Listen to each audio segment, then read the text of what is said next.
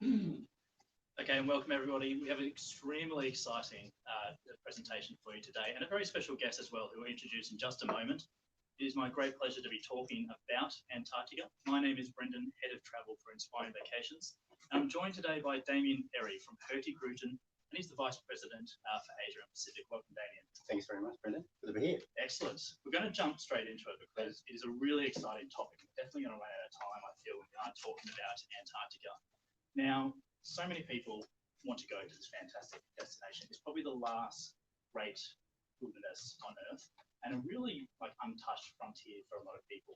So when people ask the question, how do you get there? Cruising, obviously.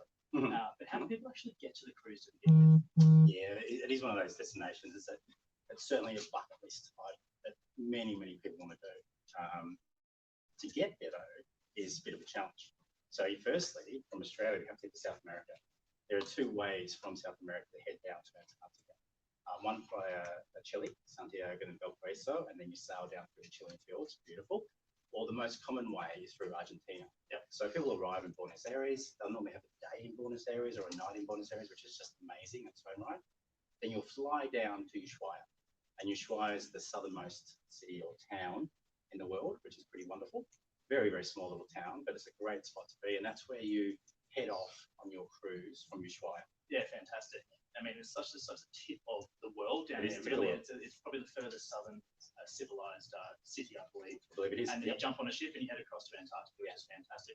Now, the season is really short. Obviously, there are better times to go, worse times to go. When do people generally go to Antarctica? Well, the season's late October through to March, right? So it is very limited. And the season's short because it's the summer for a start. But there are a number of seasons within that season that makes any sense. So if you head off early into October, November, you'll be in Antarctica on the peninsula when there's lots of ice. It's a beautiful, pristine environment. There'll be a lot of sea ice that will be slowly breaking up as you head into the summer. And as you go through the season itself, by the end, there'll be a little bit less sea ice. There'll be potentially more animals, more whales, more wildlife, because at that stage they've had their young, and life is really showing itself through that period. So most people will go in November, December, January, February, and then you have the really excited, let's get there straight away, late October, but it does extend through to March. Okay, do you have a favourite time to go? No, not necessarily. Actually, not necessarily. I think the thing is, you can probably go twice. You can go 3 times because there's so many things to do. And the thing is, when you finish your journey in Antarctica, the problem with that is actually often people finish, they go, can we go again? Why do we have to leave? Because everyone's really settled into the experience.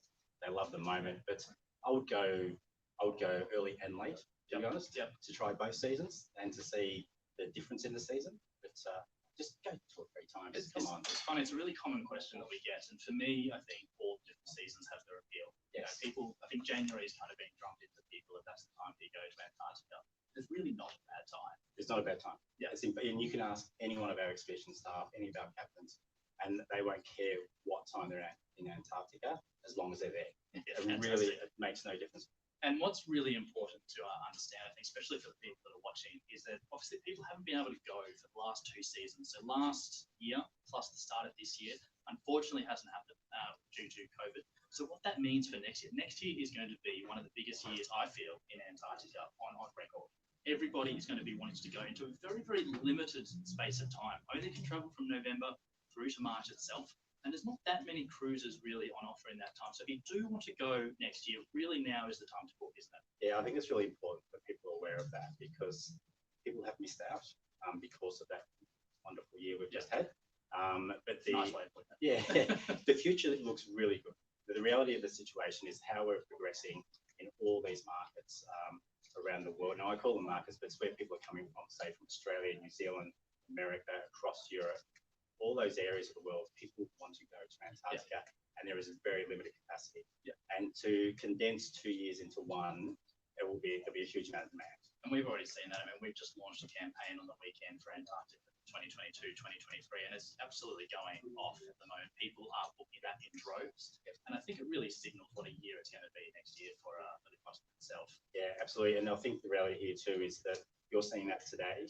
We've been seeing that the last few months, especially from areas like the UK, where they've further progressed in their vaccine rollout, and across Norway, across Europe as well. So we want to make sure that Australians don't miss out. Yeah, so we want to make sure that they can see what their opportunities right now, because I mean, Australia is actually the third largest source of travellers to Antarctica. Yeah, imagine what travellers we are. We just love seeing the world. I think the population size that Australia has, you just run into them everywhere. Yeah, absolutely. So, now Hurtigruten has a really, really prestigious past. I mean, you guys have been around for a long time now, and you've got a really long history in exploration. I think dating back to the 1890s. From memory. Can you tell us a little bit more about the history of the company and why you are, I guess you've taken the direction of being very, very environmental and really taking the lead, I suppose, when it comes to clean cruising?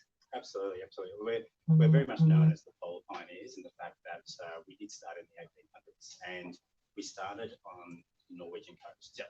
So our whole history has been a mix of a supply route and also tourism on the Norwegian coast.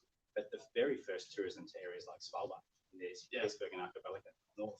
So our expertise lay in cold climate cruising, which is often more difficult cruising because there's obviously a lot of ice, there's some extreme weather. So we've got very experienced people in our business that are experts in that space. The thing about the environment and sustainability for us has been that it is in our face. We see it everywhere we go. And if you go on one of our trips, I really recommend having a chat with one of the captains, because they'll tell you the stories about what they've seen in their life cruising to these areas, how they've seen the ice melt, how they've seen the impact of plastics, how they've seen the change in the environment to every area they Just go. from going back to the destination time and time again. Absolutely. Or you get expedition leaders and you'd nearly see a little tear go to their eye. So, I mean, for us, the most important thing about this is that we make people aware. We give them the opportunity to be educated on the impact of the environment in these areas, just focus on sustainability, and then hopefully these people come back as true champions. Yeah. People come back from Antarctica changed anyway because of the destination itself.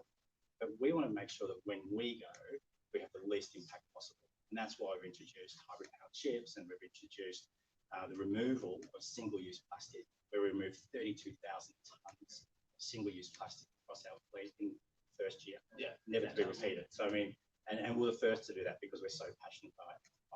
Yeah. Now, you mentioned there Antarctica in particular. What are some of the Hurtigruten's really one of the front runners on this. How are some ways in which we're keeping that environment pristine? Yeah, perfect. So one of the big things that we do, we first of all, we make sure that everyone's very, very aware of the protocols we put in place to make sure that when we're traveling there, we're leaving little impact as possible and the shortest impact as possible.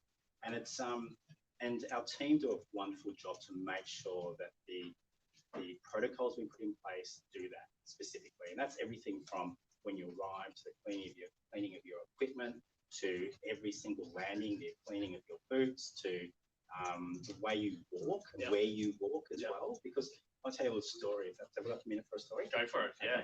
Little story. We were down there last season, and before we all closed down, and we arrived on a site, and we arrived at this site, and someone had been there before us, and you could see these footsteps all over the place. And when we go to a site, we make a very, very specific path where we're going for all our guests and where we're coming back. So we leave as little impact as possible. The reason you do that is because you're walking on snow and ice. Yeah. And when you've got a big boot and you're walking on ice, sometimes they can push through, and that becomes a trap for penguins. Okay. Yeah. So they can fall into the divot itself. Absolutely. So we make sure that we clean up when we leave, and we also make sure we make as little impact as possible. But we have to make sure that all companies and all people who go down there do the same, because if you leave a spread of footprints everywhere, it makes it very difficult for the wildlife to do what they normally do. Yeah. So that's something really, really simplistic. I noticed that. I mean, I've been fortunate enough to do an expedition with you guys. It was probably one of the most memorable experiences of my travel life. I would say, just an incredible thing to experience personally. And I remember we were stepping off Greenland, and they had Hurtigruten staff members sort of dotted along the landscape, and the walking path which you meant to travel on. Yeah, people were straying from that, and they, very sternly, but at the same time, they were very friendly about it. Just say you need to get back to the trail, and the person asked, what impact is having? It was the flower, the vegetation. Absolutely. That in that climate doesn't grow very quickly. So if you impact that with a footprint, that plant might not actually grow for future people to see. And it was just I think it just really hit home how precious some of those landscapes are. Absolutely. It's precious and it's a pristine area that we need to look after. And I think that's something that's really embedded And the people who choose to work with Hurtigruten choose it because that's their passion as well, the environment, sustainability. And we extend that into a lot of our science work as well. So we have a huge amount of scientific projects that go on across our fleet. And we have signed up with many of the leading institutions around the world where we support research. All that research is about finding information and data that can be used to help preserve the areas we travel in. So it's something that's really, really passionate. It's really embedded in our DNA as well. Now, you mentioned them before. You've got two iconic new ships that have entered, obviously, quite recently over the last sort of 12 or 18 months. Tell us a little bit about what makes this ship so special. Well, they're unique in many ways, actually. Firstly, it's MS Roald Amundsen and Fridtjof Nansen. I'm glad you pronounced that because it definitely sounds better coming from you. So Amundsen and Nansen's a nice little shortcut. But these ships are very, very unique. In fact, they are the world's first battery hybrid-powered expedition ships. So one, that is a massive first in its own right. Now, if you don't know much about battery hybrid-powered ships, and especially in the expedition area, think of a Toyota Prius. Think of it as a car that actually drive along, and you use the battery power to what they call peak shave. So you actually reduce the fuel. You reduce the fuel that you're using, and it lowers the emissions as well. But these ships are so unique that we can actually go into areas and just sail on battery alone, which is pretty amazing. And the ships themselves, while they have a low emission fuel solution, it's a stepping stone for how we keep on innovating in that area, because we'll continue to innovate when it comes to fuel solutions and making sure that we drive our emissions down. So we have other ships that will be powered on LNG, biogas, battery shore power. So our commitment to low emission cruising is absolutely beyond anything else. Nansen and Amundsen are very unique because they are the latest of everything. They've got the latest in waste management, the latest in GPS positioning. So we don't actually use anchors. So when you go down to Antarctica, we never drop an anchor. We don't need to. It's all just electronically controlled by the ship. It's quite amazing, actually. So these ships are really, really unique in their own right, and they're wrapped in this beautiful Scandi premium. They look spectacular. They're amazing, and so they've had a lot of you have that beautiful Scandi look anyway, but the cabins are wonderful. The restaurants are amazing. You still have a health club. You have a little gym. You have a pool and a spa. So, I mean, these are very, very special ships. And to top it off, there's a heart of the ship. Because some people might say the heart of the ship is a certain area. Some expedition team members might say the mud room, where before you do your landings, the heart of the ship. Everyone's very, very excited. Some might even say the Explorer Lounge is the heart of the ship. People sort of hang around and might have a drink in the afternoon and just chat. But we have science centres, and the science centre is extraordinary in its own right. It's a very, very sophisticated professional science centre where our researchers are based, but all our guests are welcome to come in there and work with researchers, do work, and then attend lectures next to that as well. Yeah, it's a beautiful spot. Yeah, as I said, not to mention these ships are absolutely stunning, and they are the ships that we use to go down to Antarctica, so it's very, very important we'll be sailing on these two vessels. Now, a lot of people are familiar with cruising. What does it mean to be on an expedition? Oh, look, it's different to different people. Now, what we do on expedition cruise is about immersing the person in the destination, which means that where we possibly can, we'll be active. So that means we'll do landings. Or some people might choose something more adventurous. They might choose to do sea kayaking, ice camping, overnight ice camping, or some photography courses with some professional photographers. It'll teach you to take photos in very, very unique conditions that have very different light conditions and ice and water, etc. But it's all about that participation and that engagement. And we also have that education element, which is a major focus. And we have multiple lectures across a whole range of different topics. And all our expedition staff are specialists in some area, geologists, biologists. And you can learn from them as you go, and you're obviously on the shore excursions with these people that are experts in that field. Absolutely. And they love to talk. They love to tell stories. Especially one named Dom, by the way. If he's listening, hi Dom. Dom is amazing. Geologist, photographer, expedition leader, but major focus on sustainability. But a great character. They're all brilliant characters, and they are experts in the field. This is the great thing about it. So we're pretty thrilled to have them. So we blend that experience of being quite immersed in the destination with some education. And the important thing about this is people choose an expedition for different reasons. Some might want to be really active. Every landing, their first one's there. They're keen to go. They want to get on shore. They want to explore. Others may actually even skip a landing. They might just look from shore and look from the ship and say, well, this is just a beautiful spot. I'm actually quite happy to chill and relax and take it in here. So expedition means different things to different people, but we do make sure it's really. I'm glad you mentioned the landing. So I think for me, definitely what it means to go on an expedition cruise is really to partake in those shore landings. I think it's just such a unique way of visiting these places. And what I love about it is it's so adventurous. You know, you're getting onto these small boats. I like calling them zodiacs. I know you call them something different, but these small rubber inflatable boats which take you to shore, you know, to spots where very few people have ever stood before. And for me, that is what it's all about. And you know, I never got tired of getting on that boat every day to take the next shore land. So I guess when people are doing the shore landing, what can they expect? Well, the first thing about a shore landing is that it's always done with safety in mind. So before we even wake up in the morning, we know the captain's been up, the officer's been up, the expedition leader's been up, and they've been monitoring the weather, the conditions, and they're making sure where we land is very, very safe. Then we do a scouting mission to the area, so the expedition leader and one of the expedition staff will go out on one of our explorer boats and test the landing, make sure it's safe, make sure we're not impacting any wildlife. To put a very clear sort of path for us to make sure that all our guests can land safely. That's really, really important. And not make an impact on where we are as well. Make sure that the environmental impact is minimal and limited. So that becomes the first. But then as people get up in the morning, the anticipation, the excitement is unbelievable because I feel it every single time. I get these shivers thinking about it because you get ready and you're probably ready an hour before you need to be ready because you've got your jacket on and you put your boots on and you've got your warm clothes on because you have to remember too, we're landing in some really unique conditions. It might be beautiful blue sky, but it's possibly going to be really cold. Yeah. And other days it might be warm and sometimes unseasonably warm, which might be shocking as well. But the conditions are critical to get those right to land safely.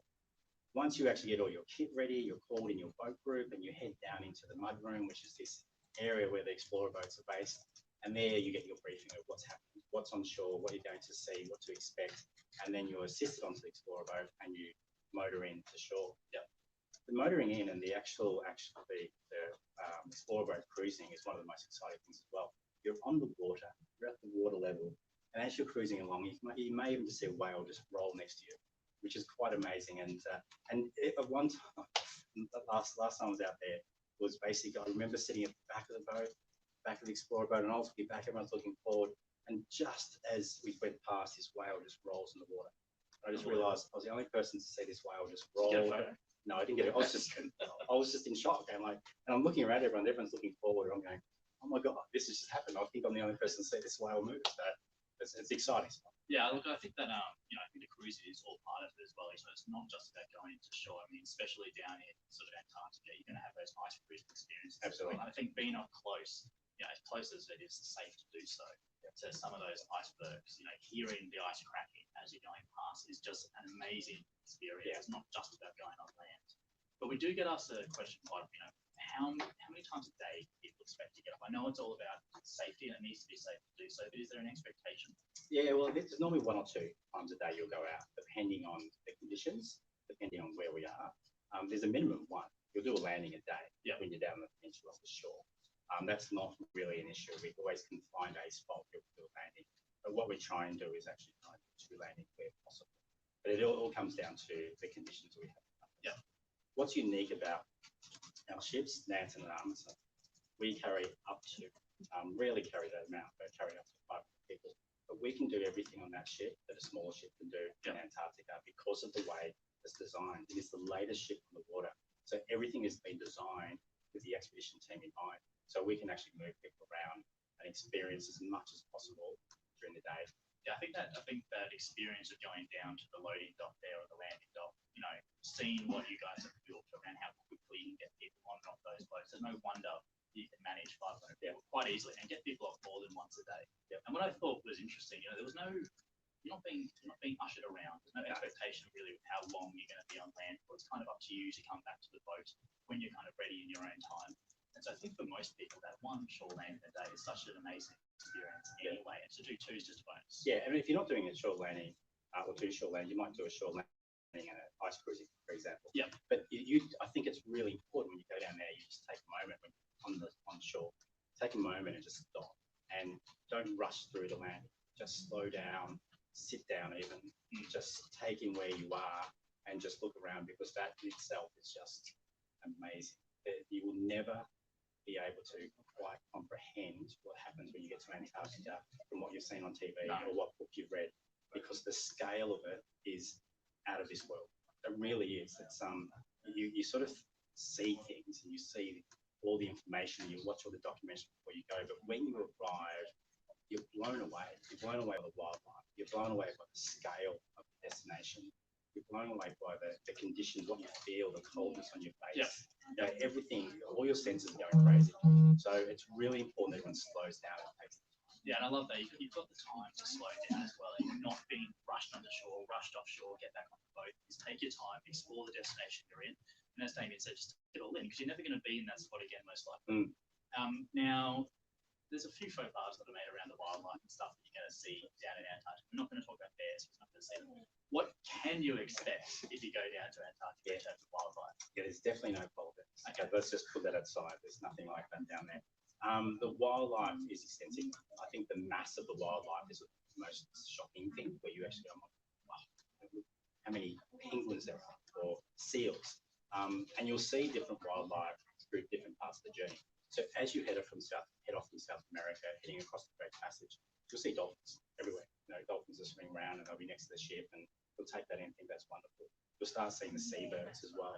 And then as you come across the South Shetland Islands and head across through to the Antarctic Peninsula, you'll start picking up more seals of different sizes, and there's different types of seals down there. And you'll also start seeing penguins. The excitement of seeing the first penguin is quite amazing. How many people are thrilled to see a penguin? Yeah. And there's quite a lot of species of penguins. There's 7 main penguins you'll see on the peninsula, like the Damien, etc.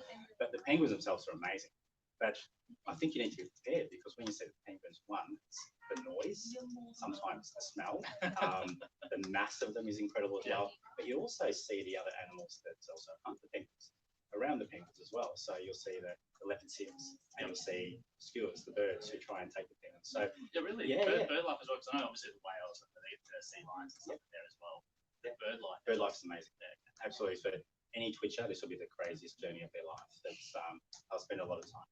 And we also do a Happy Whale project, where we actually, Happy Whale projects is a non-invasive monitoring system of whales, where you actually take photos, because the whale tail is unique on every whale. Yeah, and how you identify their gender and who they are. That's right. And you can monitor where their movements are. So we have a lot of programs around the ship where people will go out and photos and then write on their boards what they've seen today and what the whale is, and upload pictures. So it's pretty cool. People get really involved in it, which is really cool. But whales, seals, penguins, birds, I mean, it goes on. Well, I'll be on the next ship now. We don't have any more time, unfortunately. I could talk about Antarctica for most of the day. You've been very, very informative. Thanks for coming in and talking to us about Antarctica. If you do want to experience this incredible destination, we do have an amazing offer available for a limited time only. So if you want to go to Antarctica in 2022, 2023, now is your time to book. We have a 15-day package, which includes your international airfares, your cruise on board the spectacular Hurtigruten ships, as well as all your shore landings, your meals, your drinks during your meal times as well. And now it's available for $10,999.